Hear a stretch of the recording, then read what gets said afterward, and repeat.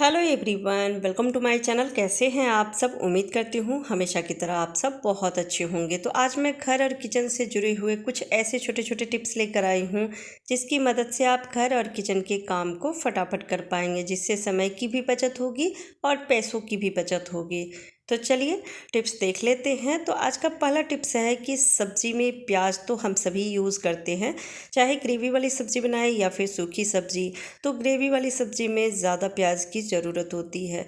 तो प्याज तो हम सभी यूज़ कर लेते हैं, लेकिन उसके छिलके को डस्टबिन में फेंक देते हैं, जबकि इसका जो छिलका है ये बहुत ही फ़ायदेमंद होती है प्लांट्स के लिए।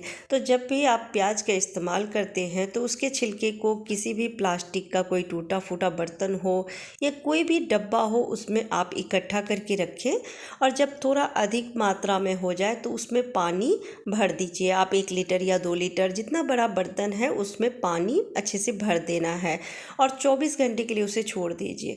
24 घंटा जब आप छोड़ देते हैं तो उस पानी का आप देखेंगे कलर काफ़ी हद तक चेंज हो जाती है और जो उसके छिलके हैं वो काफ़ी सॉफ्ट हो जाते हैं। अब उसका छिलका छान के हटा लेना है या फिर हाथ से ही हटा लीजिए।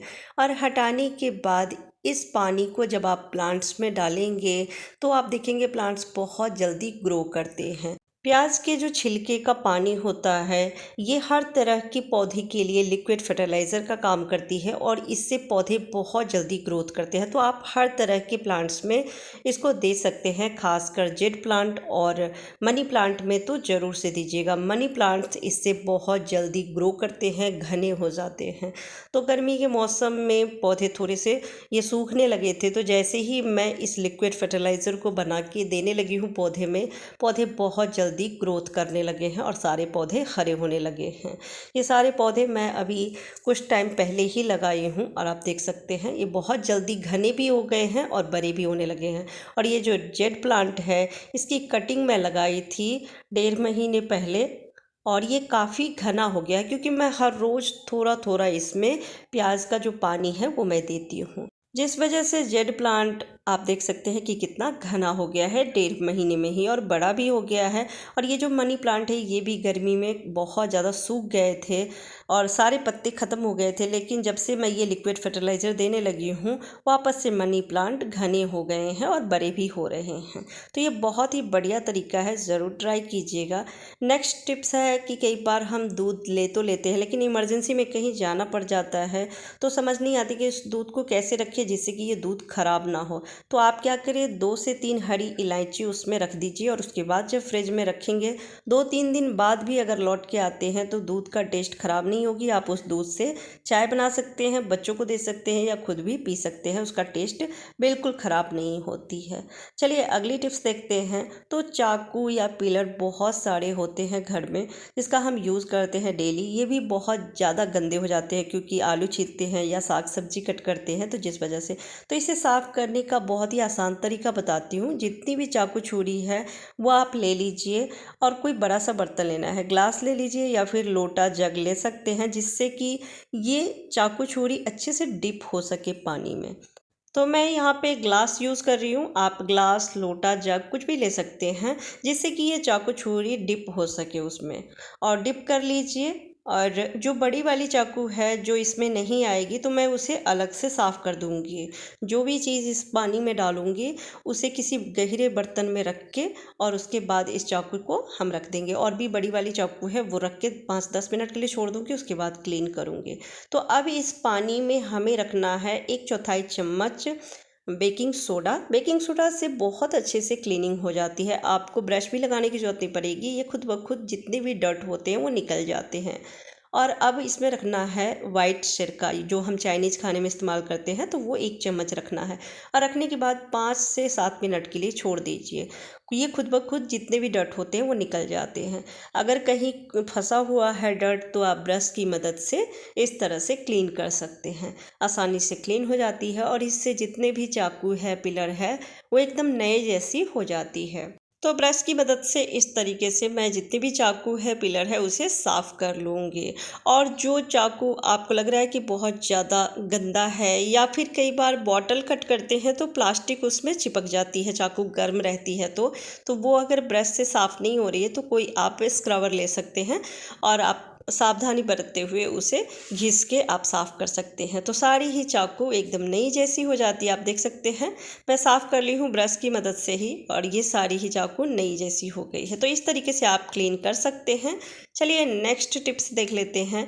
तो चाय की कप बहुत सारे किचन में होते हैं। कई बार होता है कि चाय के कप होते हुए भी जब मार्केट जाते हैं कुछ अच्छा लग जाता है कप तो ले आते हैं, पर ये ऐसे ही पड़ा रहता है तो इसमें धूल डस्ट तो लगती ही है। साथ में जब पूरी पराठे बनाते हैं किचन में तो उसकी जो चिपचिपाहट है ऑयल की वो बर्तनों पे बैठ जाती है, और ये बर्तन टकराते भी रहते हैं आपस में। जब बहुत ज़्यादा बर्तन किचन में रखते हैं तो, या फिर बर्तन रैक में रखते हैं तो कप का अगर हैंडल टूट गया तो वो कप बेकार हो जाती है। तो कप को रखने का मैं तरीका बताती हूँ कि जो कप आप डेली यूज़ नहीं कर रहे हैं तो उसको आप इस तरह से किसी भी शूज बॉक्स में रख सकते हैं, या कोई भी आपका इस तरह से बॉक्स हो मजबूत वाले, तो उसमें आपको कप को रख लेना है, जिससे कि कप सिक्योर भी रहेगी, उसकी हैंडल टूटेगी नहीं और इस पे धूल डस्ट या चिपचिपाहट भी ऑयल की नहीं लगेगी। पर इसे रखने का भी तरीका है। आप देख सकते हैं कि मैं किस तरह से रखी हूँ। जो भी कप का हैंडल है वो कप के अंदर ही रखना है, दूसरे कप के अंदर आप कप के हैंडल को रखिए। तो इस तरीके से जब रखेंगे तो कप का हैंडल नहीं टूटेगा और कप भी सुरक्षित रहेगी। इसी तरीके से कांच की जो ग्लास है या कप है उसे भी आप रख सकते हैं, जिससे कि इसमें डस्ट भी नहीं बैठेगी और ये टूटेगा भी नहीं। अगला टिप्स है मूंगफली को लेकर। मूंगफली की चटनी या मूंगफली की बहुत सारी रेसिपी बनती है, ऐसी भी मूंगफली खाते हैं, पर इसका छिलका हटाना बहुत ज़्यादा मुश्किल लगता है।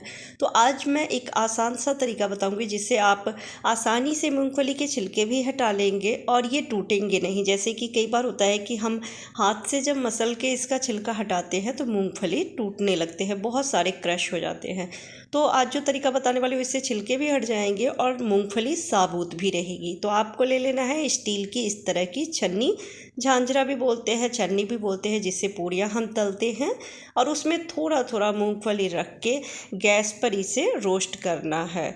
तो गैस का फ्लेम लो रखिएगा, इस बात का ध्यान रखना है, क्योंकि अगर मीडियम भी रखेंगे या हाई फ्लेम रखेंगे तो इसके छिलके बहुत जल्दी जल जाएंगे या फिर मूंगफली भी जल सकती है।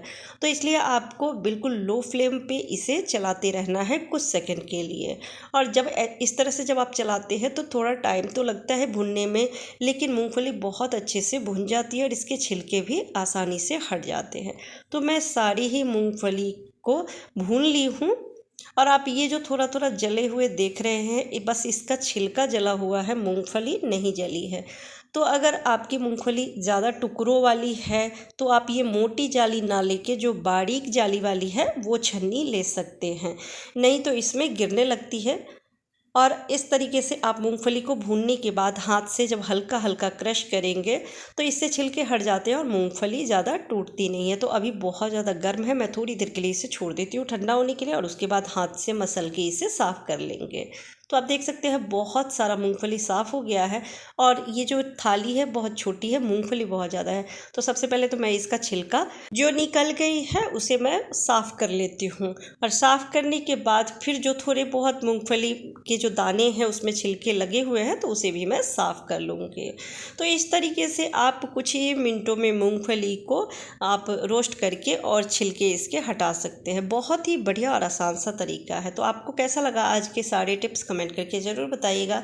अगर वीडियो थोड़ी सी भी अच्छी लगती है तो प्लीज़ वीडियो को लाइक एंड शेयर कर दीजिएगा। चैनल पर पहली बार आए हैं तो सब्सक्राइब करके बेल आइकन प्रेस कीजिएगा, जिससे मेरी हर वीडियो की नोटिफिकेशन सबसे पहले आप तक पहुँचे। Bye bye, take care.